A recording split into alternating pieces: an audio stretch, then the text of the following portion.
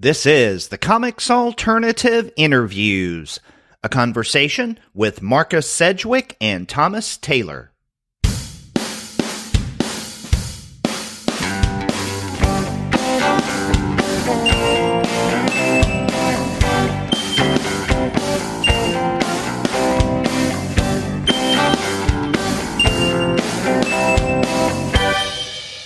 Hello, and welcome to another episode of the Comics Alternative Interviews. I'm Derek. And I'm Gwen, and we're two people with PhDs talking about comics. That's right. And on today's interview show, Gwen and I have the pleasure of talking with Marcus Sedgwick and Thomas Taylor. Their new book, Scarlett Hart, Monster Hunter, comes out very soon from First Second, and we really have a nice time talking with both of those guys. But before we get to that interview, we want to let all of you know that this episode of the Comics Alternative Interviews is brought to you by those great folks at Discount Comic Book Service. Go to their website, dcbservice.com, for all of your comics pre-ordering needs. There, you're going to find all DC, Marvel, Image, and Dark Horse titles at 40% off the cover price if you pre-order. For all of the other publishers, you'll find that those discounts are 20 to 35% off of the cover price, and every single month you're going to find some mind-blowing specials. Sometimes those specials could be as much as 45% off the cover price, sometimes 50% off cover, but every now and again you can find discounts that are even more impressive than that. That's right, Derek. And since Sedgwick and Taylor's Scarlett Hart Monster Hunter focuses on monsters, we thought we'd let you know about other middle-grade monster comics that are available from DCBS at great savings. For instance, you can pick up the print version of Drew Wang's The Creepy Case Files of Margot Malou for the low price of $11.19, which is 30% off of the cover price. Also, I want to mention Stephen T. Siegel and Jason Adam Katzenstein's Camp Midnight, which I believe Andy and I reviewed a couple years ago. Yeah. That is still available on DCBS for $10.19, 40% off the cover. And then finally, I wanted to mention Fantagraphics' newly released Hergé comic from the early days of his career, Peppy in the Wild West, which is available for $11.04, 35% off the cover price. And I mention it mainly because, Marcus Sedgwick and Thomas Taylor refer to Scarlett Hart Monster Hunter as Gothic Tintin. So if you want to read a little bit more Hergé, that's available at DCBS too. That's right. So whether your tastes are for Hergé, monsters, or books for younger readers, you really can't go wrong with the people at Discount Comic Book Service. Their website is dcbservice.com. Go there for all of your comics pre-ordering needs. And after you do get your titles there, please be sure to send them an email and tell them that Gwen and Derek sent you. Gwen, we had a really nice conversation talking with Marcus and Thomas about this new book, Scarlett Hart, Monster Hunter. And as we mentioned a few times, It seems as if, this is a standalone volume, but at the same time, it also reads as the inaugural text for what could be, I hope, an ongoing series. I hope so, too. They're both really engaging, smart guys who've done so many other projects on their own. It's great that they were finally able to come together. They've known each other a long time, and they were able to come together and create such a fun comic. Well, let's go ahead and listen to that conversation that we had.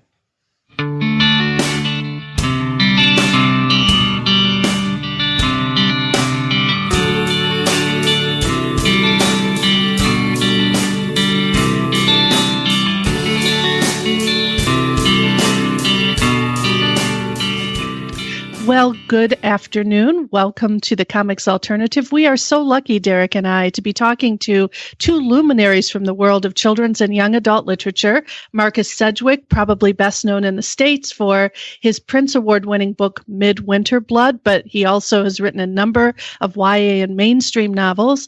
And we have Thomas Taylor with us, whose first gig was drawing the cover for this little-known book called Harry Potter and the Philosopher's Stone. Awesome first job out of grad school and or at least out of art school, and he has been writing and illustrating children's books since then. So welcome to both of you to the Comics Alternative. Thank you very much. Yeah, Thank glad to have you guys on. Well, you know what? I would love to start by asking you both to talk just a little bit about how this project got started, because what we're talking about today is their wonderful new middle grade novel, graphic novel called Scarlett Hart. And so why don't you guys just give us a little bit of sense of how you came up with this project? Yeah, Marcus, do you want to take that? I was saying the other day, this kind of hard question to answer because it started so long ago I can barely remember. I think Thomas and I used to work together a very long time ago, and I've really literally lost track of how many, probably a couple of decades, I think. And we used to go on holiday together with our families and some friends, usually to the south of France. And we would sit around swimming pools in the south of France, kind of, throwing ideas out, like big talk like you do when you're on holiday and you're relaxed. And maybe you've had a glass of wine and the sun is shining. And anyway, back in those days, I remember we were saying, let's make a comic one day. And I think we were saying it to a whole bunch of friends that we were with. But as far as I can recall, it was in the end only Thomas and I who took it seriously. Is that your recollection, Thomas? I think that sounds about right. Yeah. And we always used to say we should work on something, and we can never quite decide what. But it always came back to comic book in the end, which is something I'd wanted to do for a long time. I do remember there were a lot of talk about a duo who were swimming pool cleaners. Not sure that would ever have flown, Marcus, but there was something to do with sitting around a swimming pool in the sunshine can affect your brain. But fortunately, we ditched the idea of a swimming pool cleaning detective duo somewhere along the line.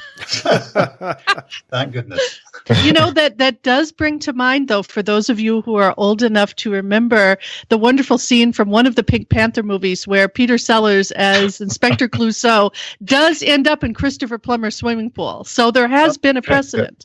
Yeah, no, you're right. And I'm now thinking there's a James Bond film where at least one car, maybe a 2CV, ends up in a swimming pool. I think it could have been a lot of fun, but there you are. Another lifetime. Well, maybe the next Scarlett Hart book, you can bring in a swimming pool in some form or another. Something sinister lurking at the bottom of it, yes. Which actually leads me to another question, and that is, this new book, Scarlett Hart, Monster Hunter, reads very much like the inaugural volume in what could be an ongoing series. Was this something that you had in mind from its inception and maybe currently plan to do? I would love to do more of these. I think the way that we've written it, we've made it, we've tried to make it standalone if this is the only one that ever is, or feed into others if there are more. And to be honest, it just comes down to the cold reality of, I guess, how well it sells. I'd be delighted to do more. It was an enormous fun project to work on. Yeah, I think so. I mean, the last time I drew Scarlett and Napoleon in this book, I felt genuinely really sad that might be the last time I drew them. So I would certainly like to investigate a second book at some point. It would be good fun. I do hope we see more. I think because we barely scrape the surface of all the devious, dastardly monsters and beasties out there in the world that one might choose to fight at some point. And I try in the text, we're trying to hint at previous mysteries and future adventures and all that kind of stuff. But hopefully it'll do well, and then we might get to do some more. Well, let's give our listeners just a little bit of, we don't want to give too much away. And that's sometimes the problem when you're talking about a mystery comic, because there are lots of twists and turns in terms of the plot. But if you could just give us a quick elevator synopsis of the storyline itself. I guess I should feel that when Sorry, Marcus. Responsible for it. I can do drawing if you want, but that won't come across on the podcast. So the thing here, Thomas and I decided elevator pitch is, shorter the better, and we came up with a 2-word elevator pitch, which is Gothic Tintin. I'm assuming that Hergé's Tintin is reasonably well known to your podcasters. Absolutely. And I think there's quite a big influence for both Thomas and for me of European comics in this. So it's about this young girl, Scarlett, who we don't actually specify her age, but I guess she's somewhere mid-teen, orphan, of course, because she needs to be fighting monsters all by herself. Her parents were monster hunters who were nastily destroyed in unpleasant circumstances in a previously unnamed adventure.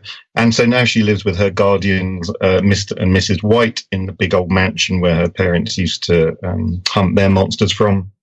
And the thing about this book, the main thing about Scarlett's life is that she's actually underage. So by law, she shouldn't be monster hunting. But of course, she wants to do it anyway.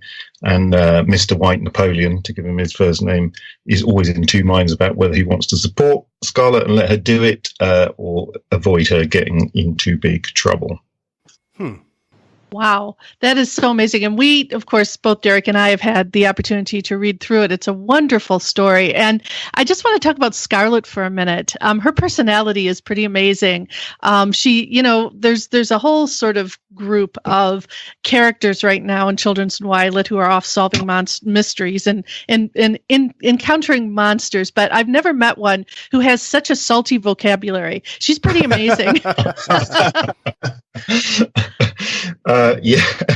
Well, it's very nice of you to say so. I think, I don't know about, this is a question I would put to the three of you, because one of those things I often found when I was reading, not just comics, but sometimes particularly comics, when I was a kid, is that I loved the book and I loved the story and I love lots of the subsidiary characters, but I often really couldn't stand the protagonist. Is that something anyone else has ever felt, or is this just me? Oh, yeah. I've noticed that. I've noticed that. Often the main character is often the most boring character, and it's all the surrounding characters who are the most interesting. So I do think you flip that around here, Marcus, by making Scarlett herself probably the most interesting character in the book, which is... Well, if I pulled it off, that's great, but I think the point I'm trying to make is I was just determined. I was really hoping that people wouldn't just hate her and find her really boring. and so one of the ways of doing that was by giving her, Gwen, as you fantastically say, some salty language, which she inherited from her father's incredible ability at insulting people. You mentioned that, and then there also are places in this text where Napoleon will mention that whatever Scarlett is doing, she's taking after her not only father, but also her mother. And that gets us back to what you were saying earlier, Marcus, in that there's a lot more that could come from this narrative premise here. And a lot of that, I think, is baked into this story, right? We know that there's a lot more going on with Scarlett, her parents who have passed, John and Violet Hart, the backstory of Napoleon White and his wife. There's much more that we could learn about them, as well as some of the big bads in this story.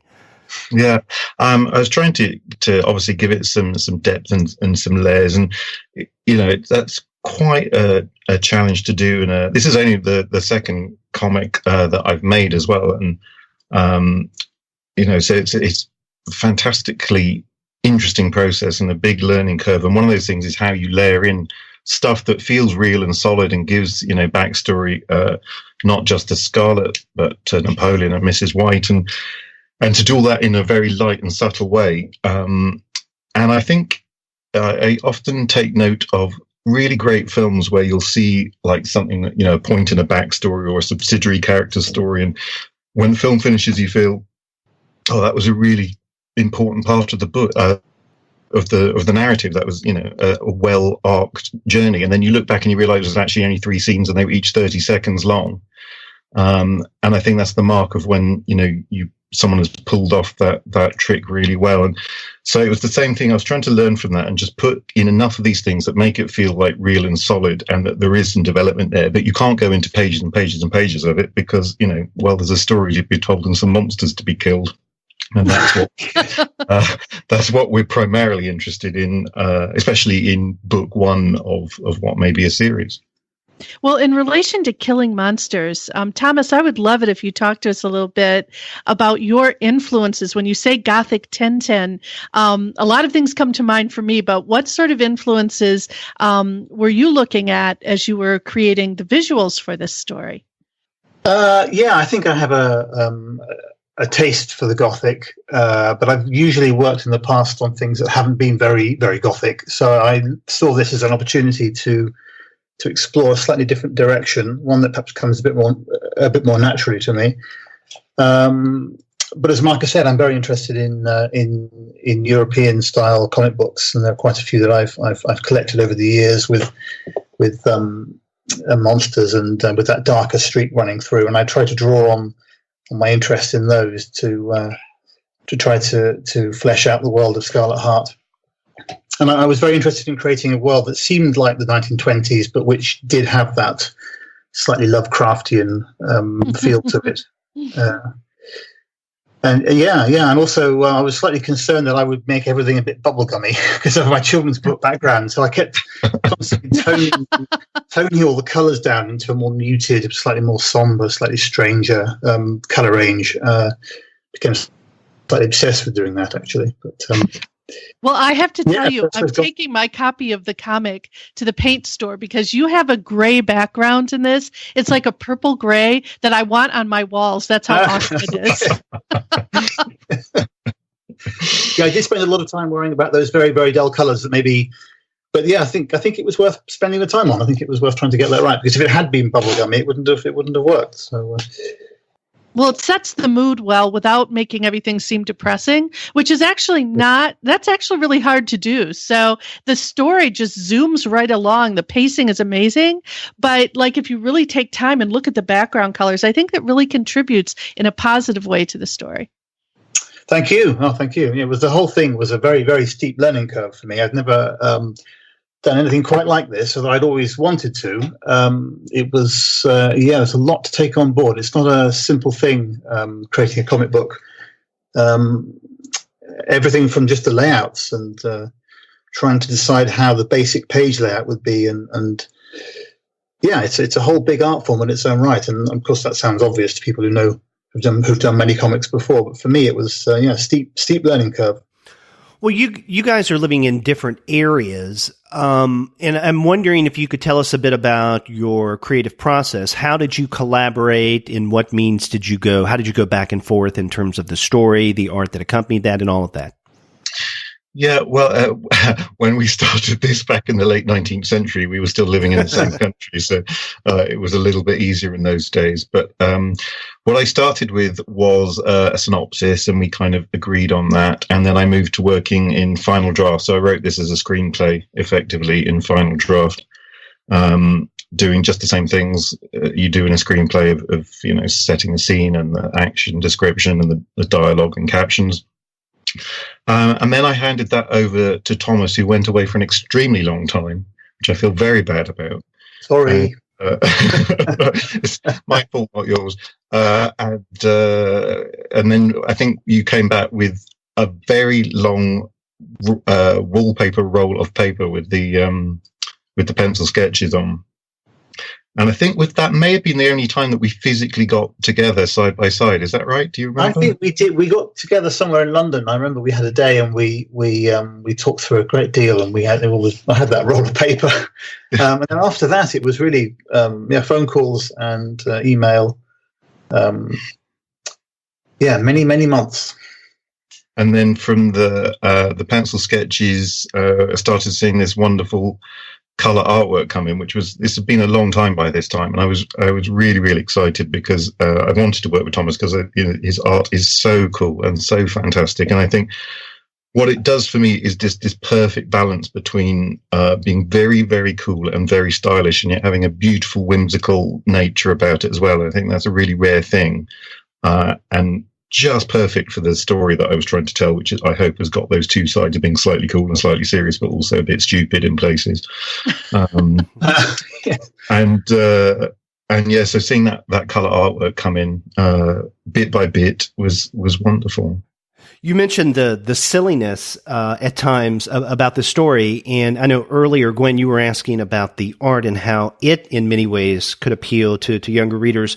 One of the things about the characters that really strikes me that younger readers would absolutely love is the number of times stinky as a word comes up, especially in Scarlett's vocabulary, because not only does she have kind of a saucy way of saying things, gears and pistons, instead of saying something like, damn or anything of the sort, but she also calls herself stinky or calls other people stinky all the time. And it just struck me as I was reading this that, I enjoyed it as an adult, but if I were a kid, I would get even more out of it because, those are the kind of things that I think younger readers like to get, among other things, from whatever books they're reading. If it kind of underscores the kind of funny language that they and their friends use. Yeah, I think you're absolutely right, and the knack here, I think, is often humour works through repetition, and it's just how much repetition to do. I remember hearing British stand-up talk about the similarities between a guy called Stuart Lee, and he's also a big jazz nut. And I remember hearing talk about the similarities between telling a joke and a good piece of jazz music in terms of repetition. And he said very often you try a joke out on an audience and they don't laugh, and it's because you haven't actually done it enough. You haven't, you have to set up this repetition and keep coming back to something. However, the danger is you do it too much and then everyone gets fed up. And you're right, probably a younger readership are not going to get so fed up so quickly with hearing the word stinky. But there is a balance to be found. And I think, again, it's just a very quick way of establishing someone's character realistically, to give them little catchphrases and things and to give them a manner of speaking that's idiosyncratic. So that's what I was going for with her colourful language. And of course, it works very well with the villain of the piece, whose name is Stankovic. So there's plenty of opportunities to twist his name and have a laugh with that. Yeah, right. Yeah.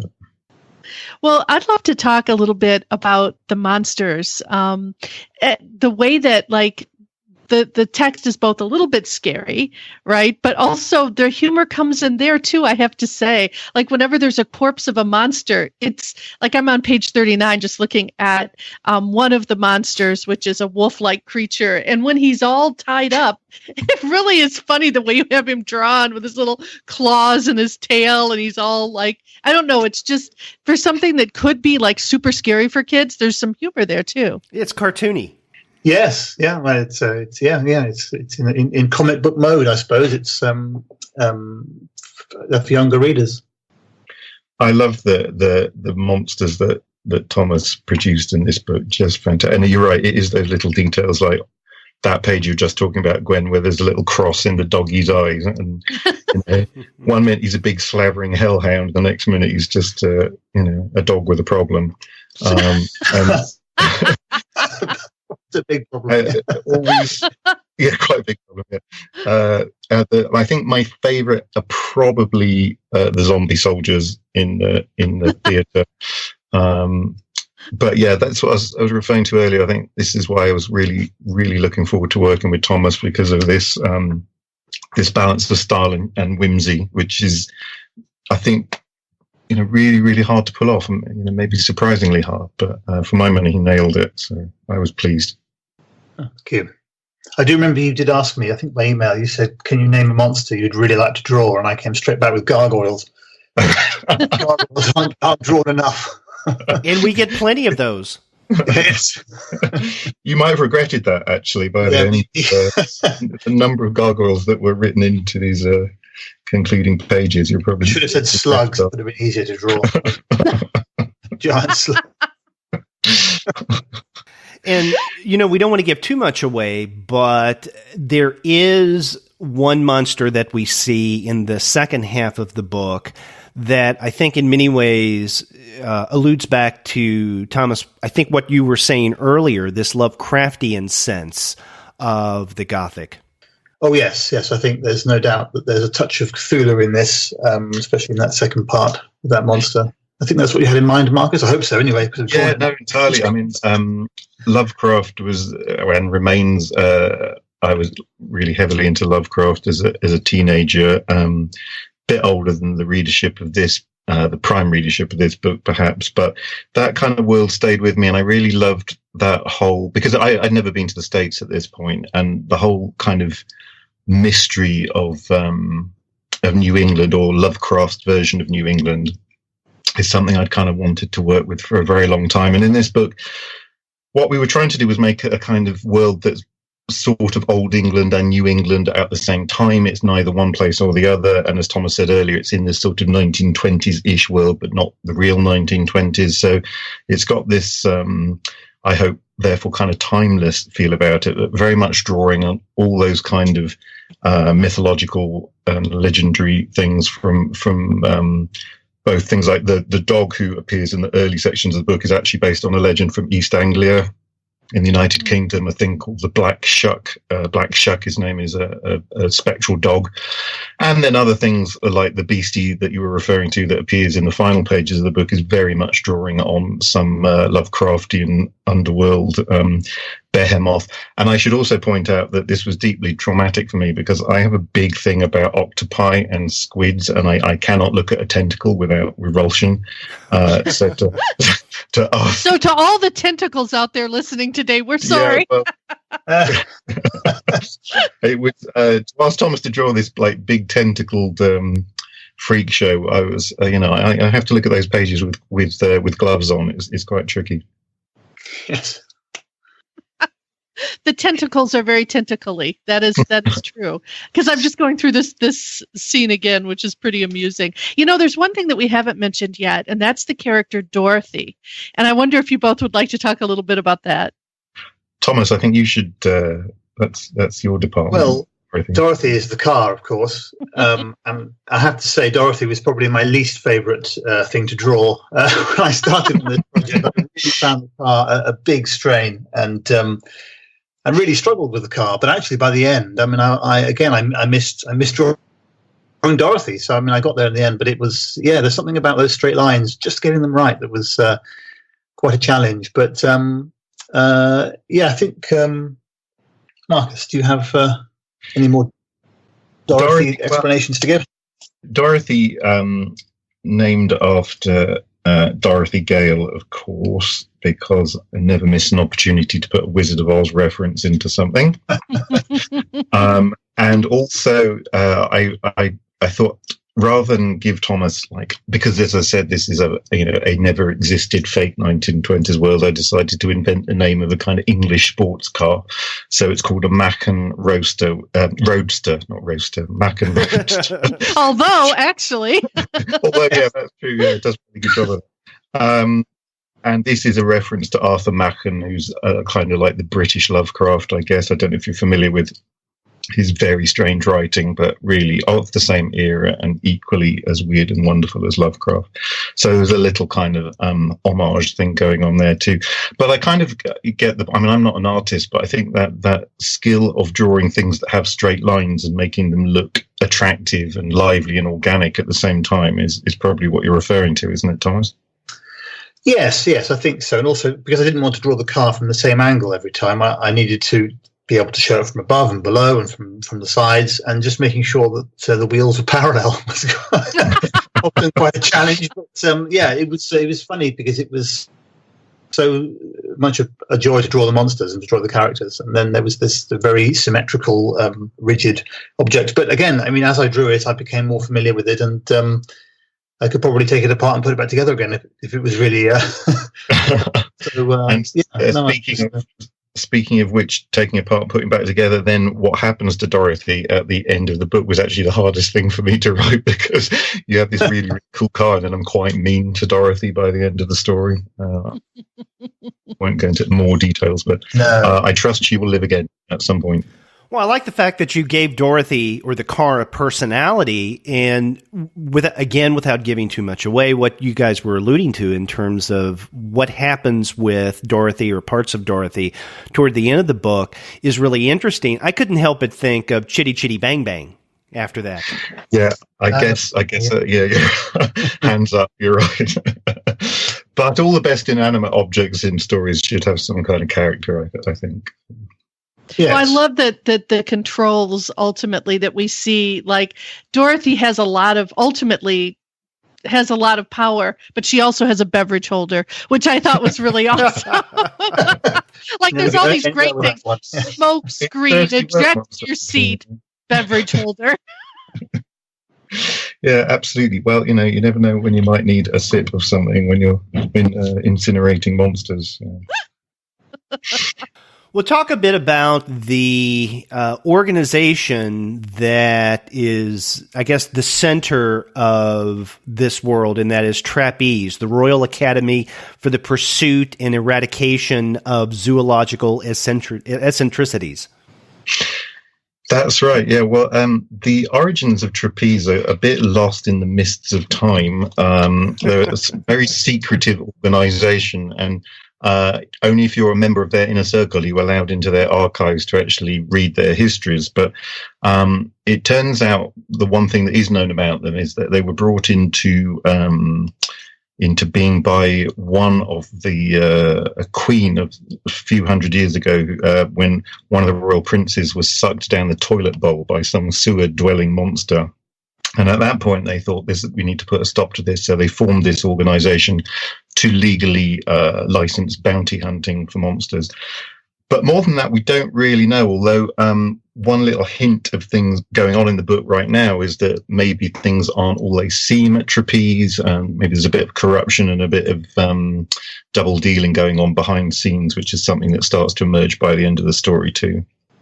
Yeah, sorry, I didn't know if I could come in there, but I just enjoyed drawing the columns and the huge halls and the strangeness of it all. And the director, is he the president or the director? I forgot what he's called. He was quite fun to draw. And I guess we were kind of going for that, like, somewhat Kafkaesque organization that you can't ever really get a hold of, but you're beholden to all the time, who are kind of controlling everything in the city. Because this is a world where monsters are just on the loose permanently. And then there's the Watch. And, this is, in many ways, like Trapeze, an organization that is both part of a world or historical world that we kind of recognize, but on the other hand, it's not. It's something completely fantastical in some ways. And that's another element of this story that, at least it seems to me, we get a little glimpse of, but there's so much more that is beneath the surface that we could get in future volumes. So, we were talking earlier about what you could do with some of the monsters or the backstories of Scarlett, Napoleon, his wife, but also with the Trapeze organization and the Watch. At the same time, you have some minor characters that come in, most notably Catcher Jack.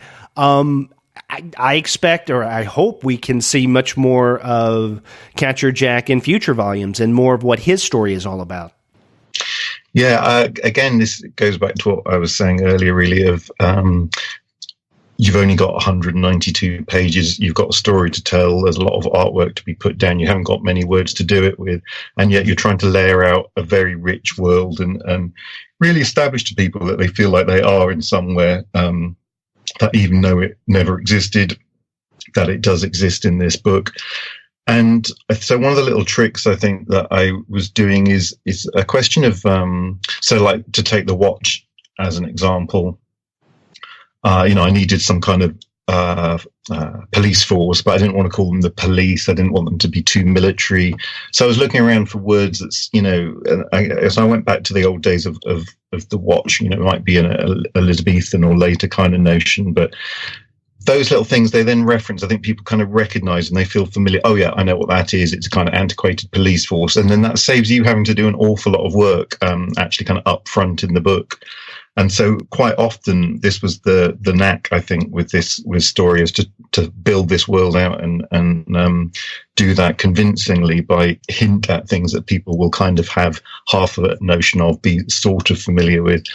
And Catcher Jack and his gang, again, how to establish a bunch of guys who you think, oh yeah, we know these guys, they could be good fun to be alongside monster hunting with, and do it in really only a very few panels.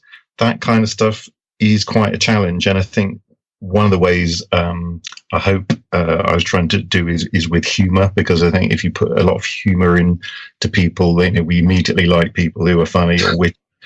And also, by this point, assuming that you like Scarlett, by the point you meet Catcher Jack, you see how much he cares for Scarlett. So immediately you kind of feel that empathy, that warmth towards him, because he's a good guy. And again, hinting that there could have been past adventures and hopefully will be future adventures with all these characters.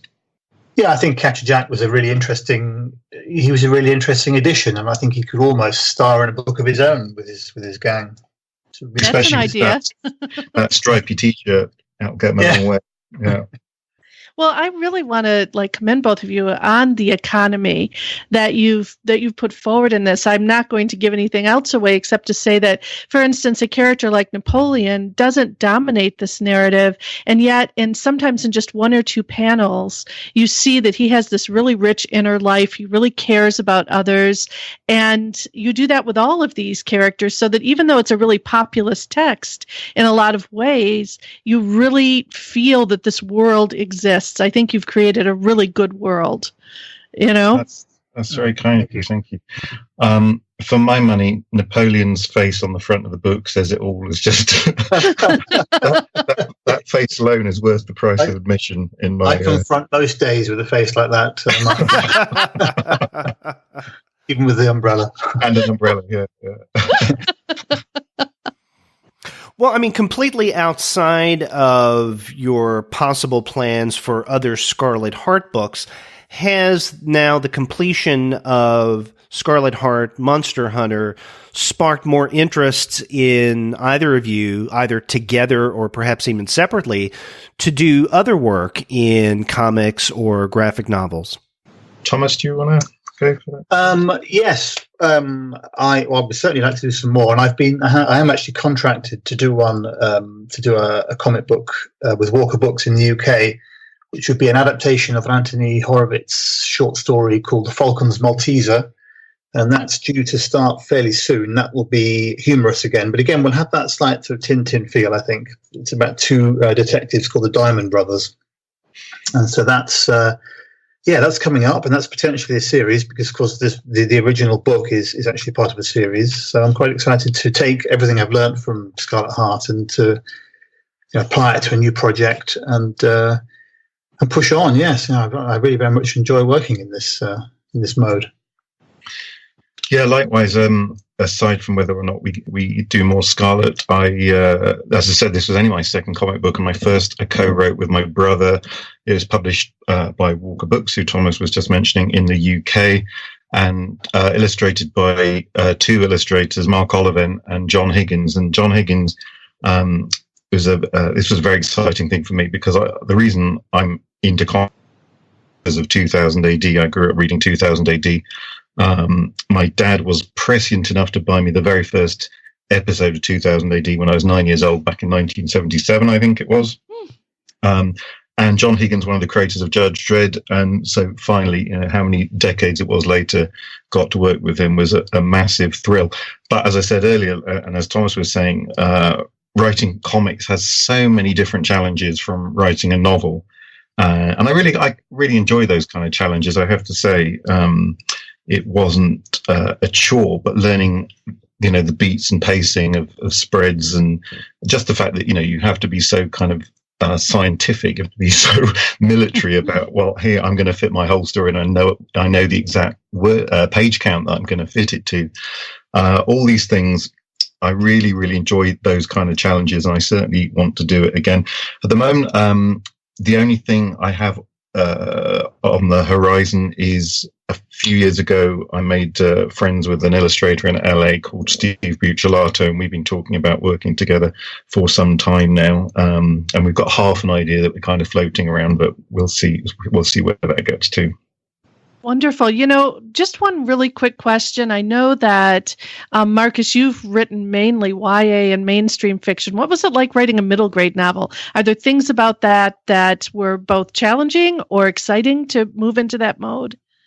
Yeah, it was a little different. I mean, I think for me, the principles of good writing apply almost universally across the board. It's a little bit different when you're working in the kind of middle grade territory. But, as I said, having grown up reading things like Tintin and Asterix, the great European comic series, I think I just really kind of instinctively felt I kind of knew what I was trying to do without struggling too much through the process. It felt quite natural, and I felt quite at home in the world. And you know what the limitations are, which is why there are, inventive forms of swearing rather than the real forms of swearing. Actually, I think they're far more effective. I might use some of these.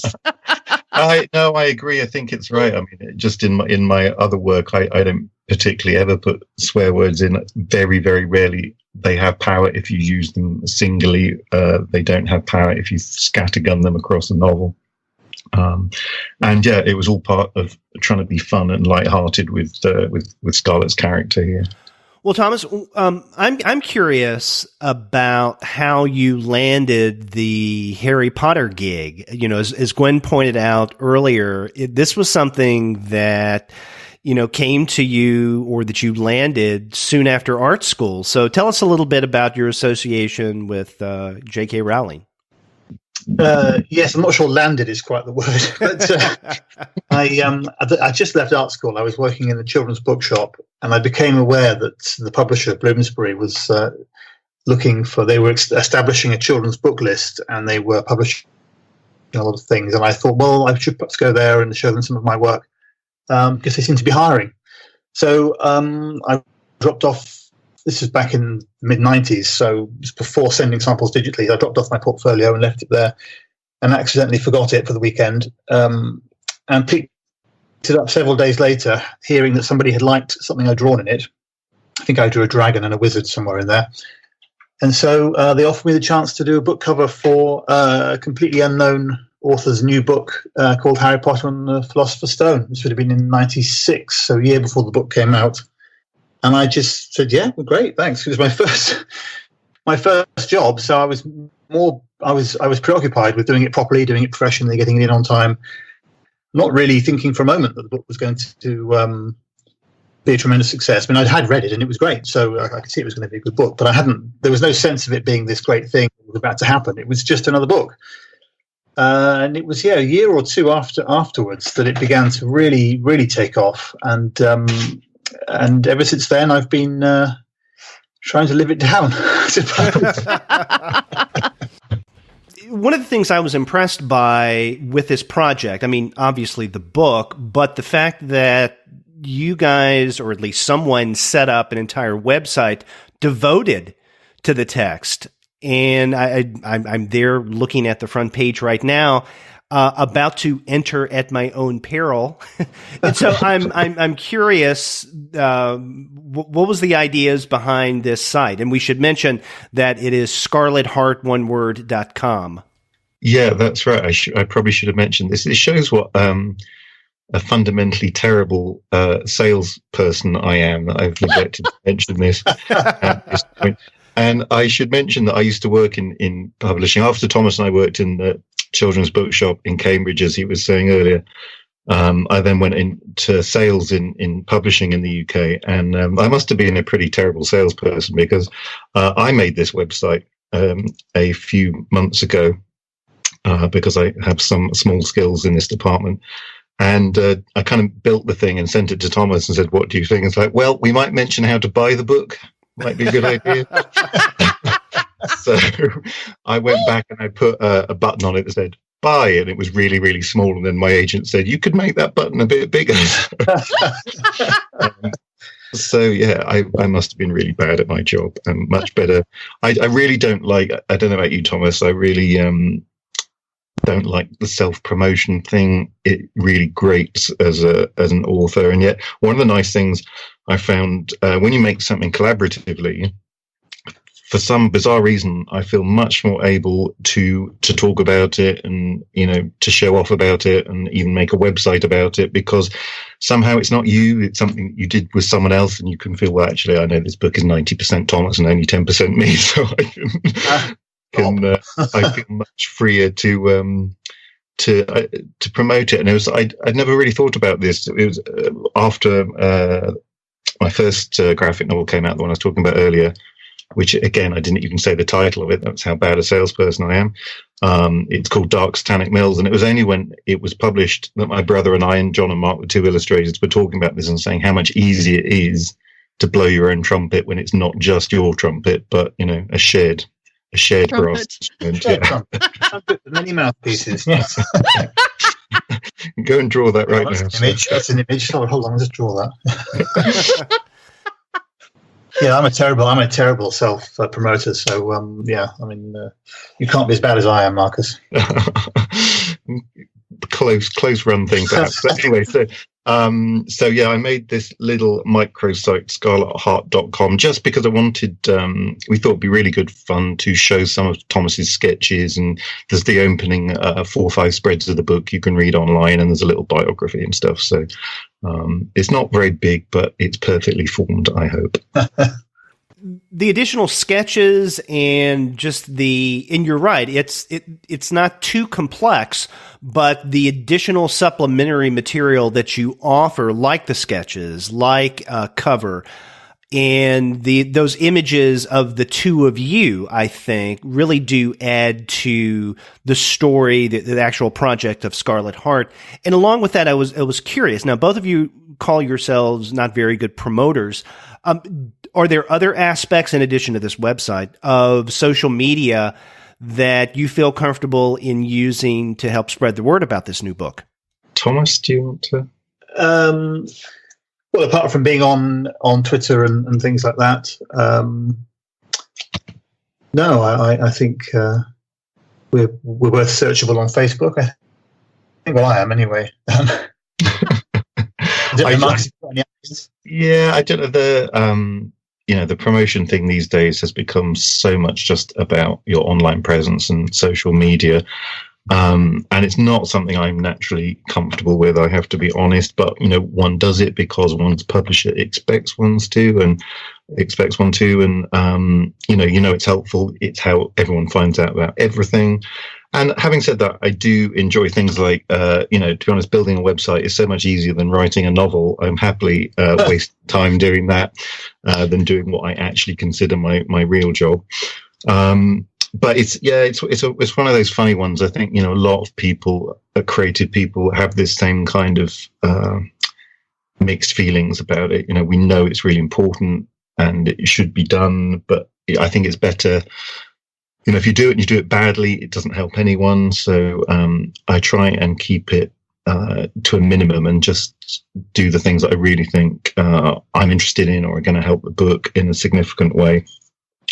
And I don't want to be one of those people who's on Twitter only talking about themselves constantly, because, those are the people I unfollow very rapidly, and I'm sure other people would do the same. So it's a tricky one. I kind of feel it shouldn't be part of an author's or illustrator's job, and yet we have to be honest, it is these days. Yeah, definitely. Well, we're just lucky that you are here to talk to us today, because I've already learned a lot more about your process and your ideas. And really, I hope that there's more books in this series. When the text ended, I felt sad too, because I really had come to get to know these characters well, and I want to know what happens to them next. So. Oh, well, thank you. Yeah, that's right. And again, not giving anything away, but the way that it ends, down to the last panel, does the very bad pun. Yeah, it is, but it's kind of funny nonetheless, and it leaves open the possibility for more, perhaps. Yeah, absolutely. I was trying, as I said earlier, to make this feel like a closed and complete and satisfying story, but leaving the right kinds of things open to be explored later if we get that chance, and I hope we do. And I apologise for the bad pun, but I've been wanting to do bad pun for a very long time. My son, when he got to the end and saw that pun, roared with laughter. So he's 11. It's job done. It works. I think, to just go back what you were asking about earlier, Gwen, about writing middle grade, it is very much a question of channeling one's inner 10-year-old when you're working on a project. Yeah. Bad puns. And I swear, if I were 10 and read this, I would have a whole new list of things to call other people. So I think if you're trying for that, like if you're trying to arm kids with really creative ways of insulting each other, you have done that. It works. Well, if you can insult people, I should at least do it creatively. That's right. Yes. And before we go, we should mention that each of you have your own websites, and this is in addition to that Scarlett Hart website we were mentioning earlier. Now, with Marcus, your site is marcussedgwick.com, and that's one word, marcussedgwick.com. And then Thomas, yours is thomastaylor-author.com. Is that correct? That's it, yes. It's not so snappy, but there are about 5 million Thomas Taylors out there. And thomastaylor.com, I think, is owned by a plumber somewhere. I knew you were going to say plumber. I was actually thinking plumber. Dang it. Yeah, I think it is. So I've got a long way to go before I can get to just my name.com, but you can find me there. Okay, and that's where our listeners can go to find out more about other works that you guys have created, more about your background, sample art, and texts and whatnot. Absolutely. Yeah. Well, this has been such a pleasure talking to you both today, and I know our listeners will very much enjoy your text, and hopefully there will be other ones in the future with your collaboration. Thank you so much. Thank you for having us on. It's been a pleasure. Sure, thanks, guys.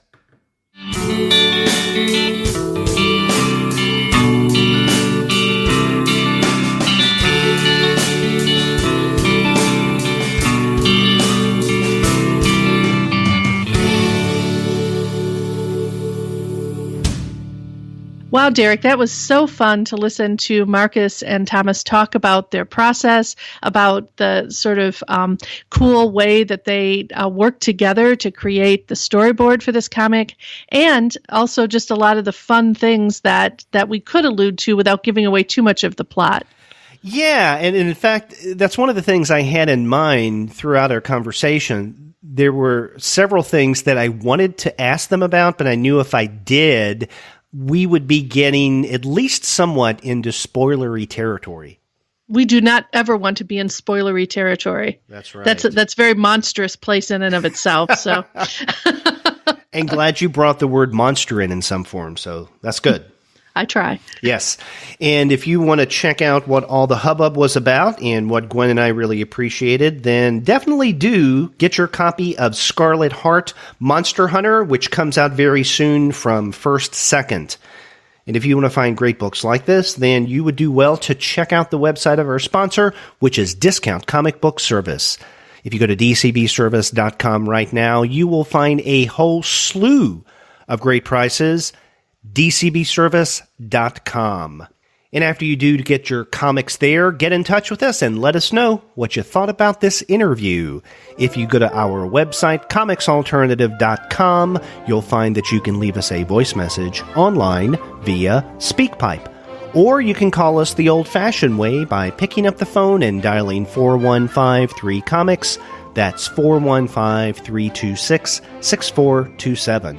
Or you can contact us by email at 2guys@comicsalternative.com, or you can get in touch with us individually. I'm Gwen at comicsalternative.com. And Derek, how can people reach you? Interestingly enough, via Derek at comicsalternative.com. You can find us all over social media, such as on Twitter, Facebook, Tumblr, Instagram, Google+, Goodreads, Pinterest, YouTube, Slack, and Discord. You can subscribe to the podcast through Apple Podcasts. You can stream us on Stitcher. You can also find us on Spotify, on TuneIn, on iHeartRadio, and on Google Play Music. But you can find every single one of our podcast episodes, as well as the reviews and comics-related commentary that we post on our blog, simply by going to the website comicsalternative.com. That's right. Wow, Derek, it's been a lot of fun talking comics with you today. Yes, and we have more interviews lined up in the days to come, so be sure to check back for those. Until then, I'm Derek.